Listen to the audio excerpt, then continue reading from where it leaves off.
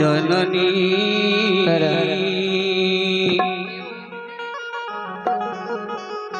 लगलिया हमें यार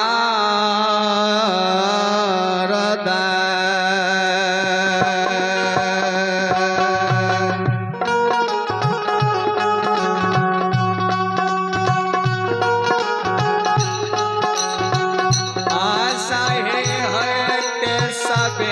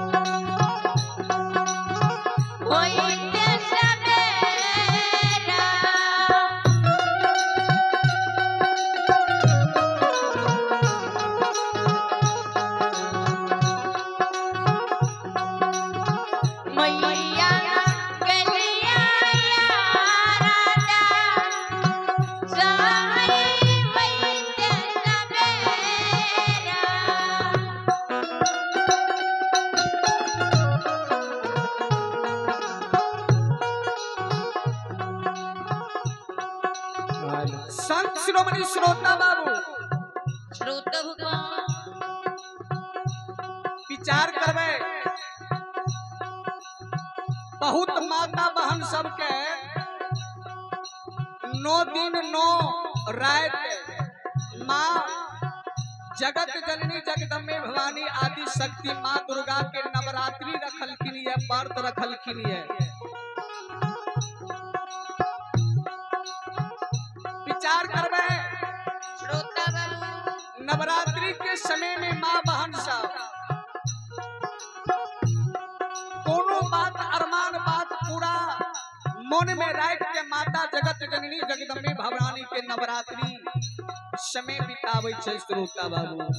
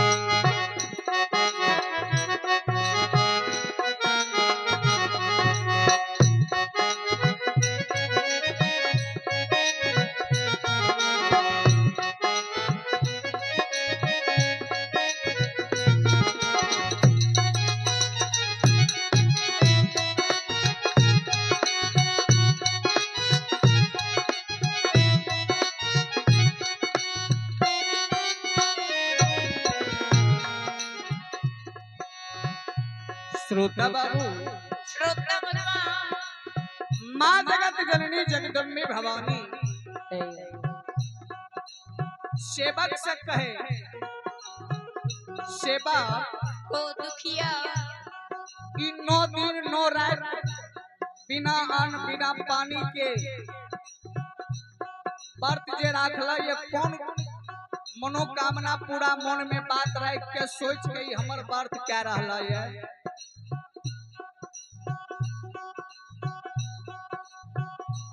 माँ जगत जननी जगदम्बे भवानी के शब्द के सुनइए दुख हमरा दिलिए जननी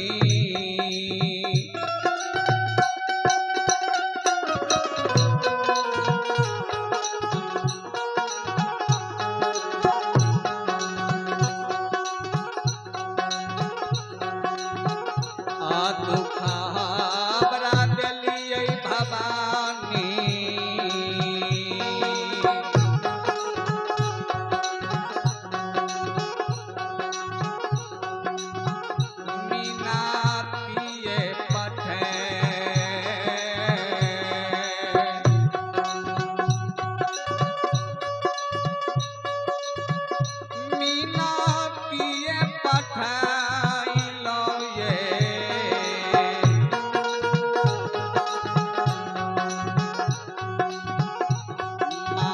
दर्शन कराइले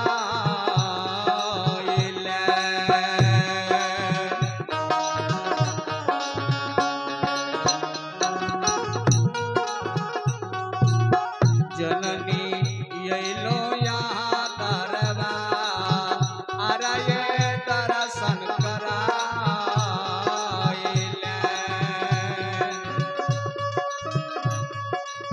हे मैया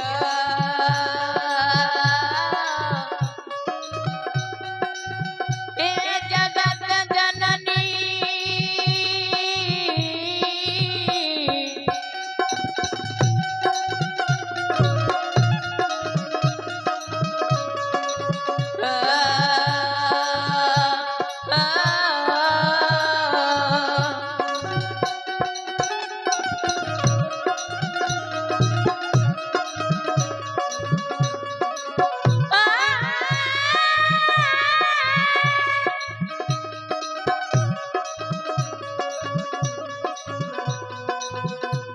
मैया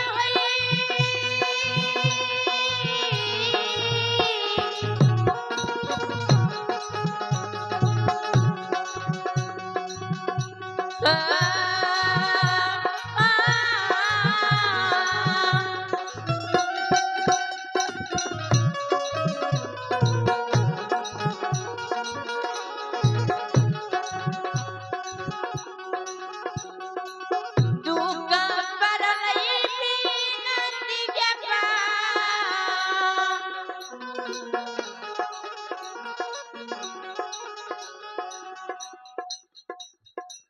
दुख परलई बिनती के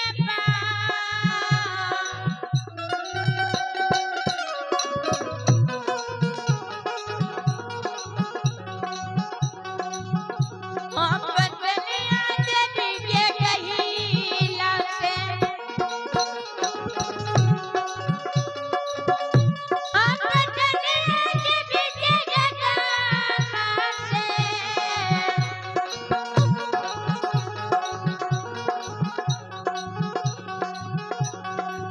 दर्शन करइले मैया येलिया तर दरबा रात दर्शन करइले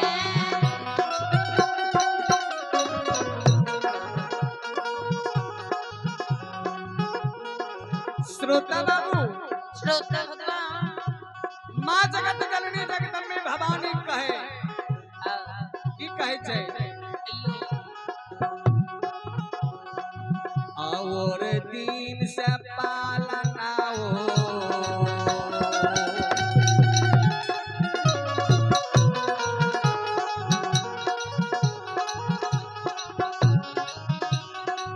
और दिन से पालना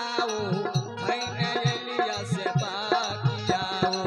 भैने एलिया से बाकिया हो आइयो तो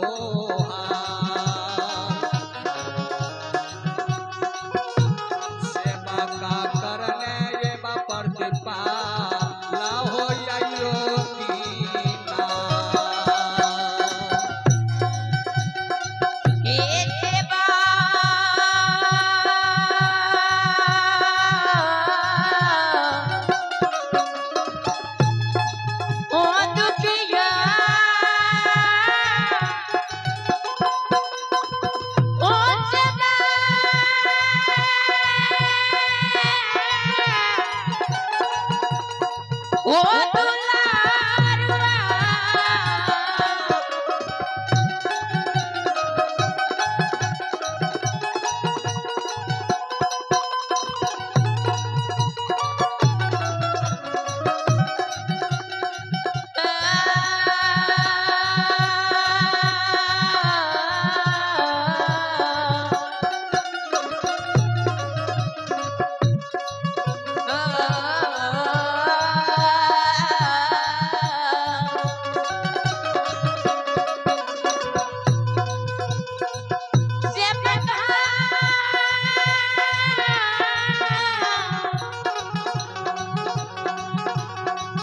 ओ दुलारुआ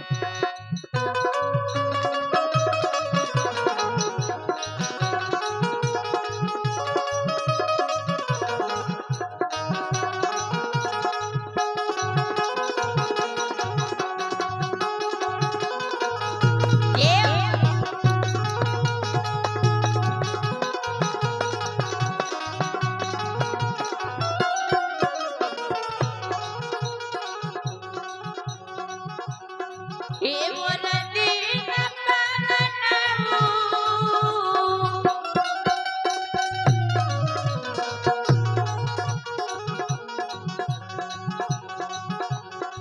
मोर दीन पावनऊ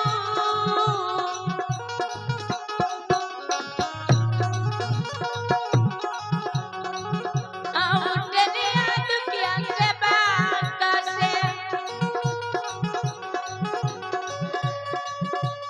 उठने दुखिया से बाकिया से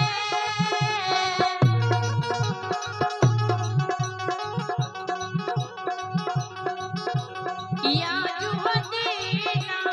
सेवक करिया प्रतिभा लाना या जुदीना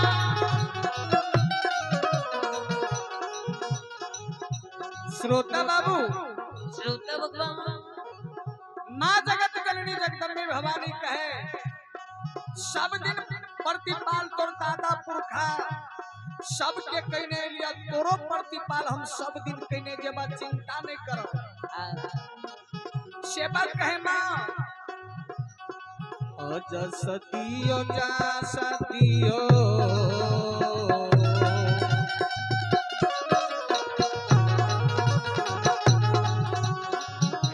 सदियो जा सदियो करके माता कही लाए माताए गुरु गाये या है जासले भवानी हे ये घुमबे सान सा राय या है के जाससे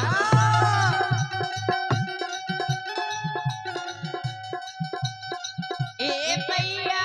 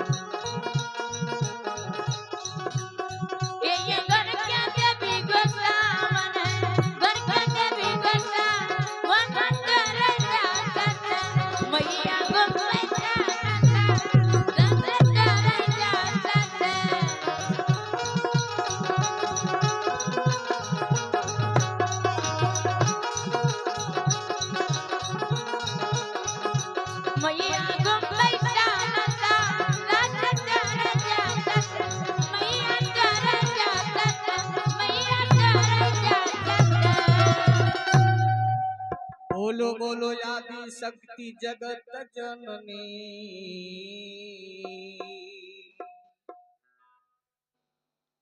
चले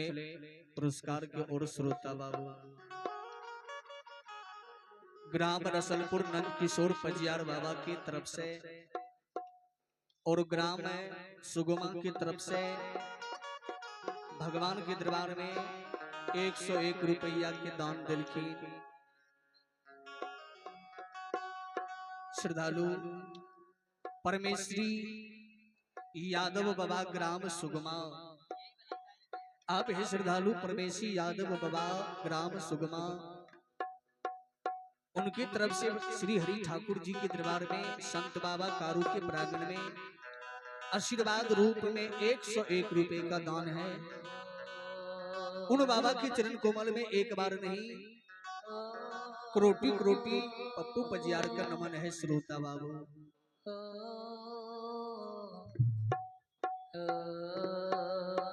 चलो